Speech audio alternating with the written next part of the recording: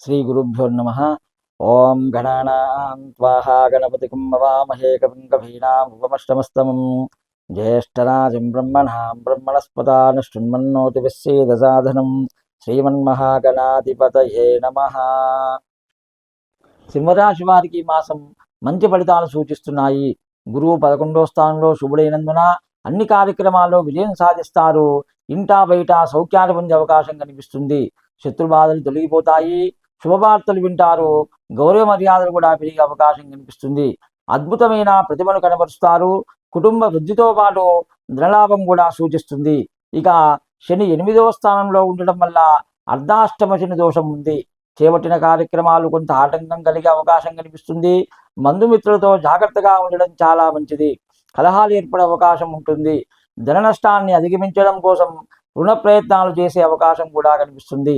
అలాగే రాహు 7వ స్థానంలో సాధారణ శుభుడైనందున చేసే ప్రయత్న కార్యాల మేరకు స్వల్ప లాభాలు సూచిస్తున్నాయి. వృధా ప్రయాణాలు చేయవలసి వస్తుంది.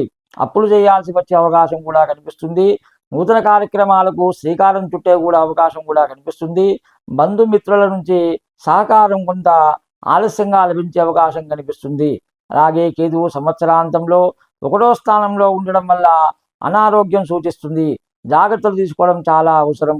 ఆధ్యాత్మిక కార్యక్రమాల్లో పాల్గొనే అవకాశం కూడా కనిపిస్తుంది. విదేశీయాన ప్రయత్నాలకు మార్గం శుభం అయ్యే అవకాశం కూడా కనిపిస్తుంది. సహనం అన్ని విధాలా శ్రేయస్కరం. కుటుంబ కలహాలకు దూరంగా ఉండండి. తర్వాత ఈ మాసంలో శని కేతువు పూజలు చేసుకోవడం వల్ల, శనికి తైలాభిషేకం చేసుకోవడం వల్ల, శివాలయంలో అభిషేకాలు చేసుకోవడం వల్ల, ఆంజనేయ స్వామి హనుమాన్ చాలీసా పారాయణం చేసుకోవడం వల్ల ఈ మాసంలో మంచి ఫలితాలు పొందే అవకాశం కూడా కనిపిస్తుంది. స్వస్తి. ఈ వీడియో మీకు నచ్చినట్లయితే ఒక లైక్ కొట్టి మీ అభిప్రాయాన్ని కామెంట్ రూపంలో తెలియచేయండి. ఇలాంటి ఆధ్యాత్మిక వీడియోల కోసం జ్ఞాననిధి భక్తి ఛానల్ను సబ్స్క్రైబ్ చేసుకోండి. ధన్యవాదాలు.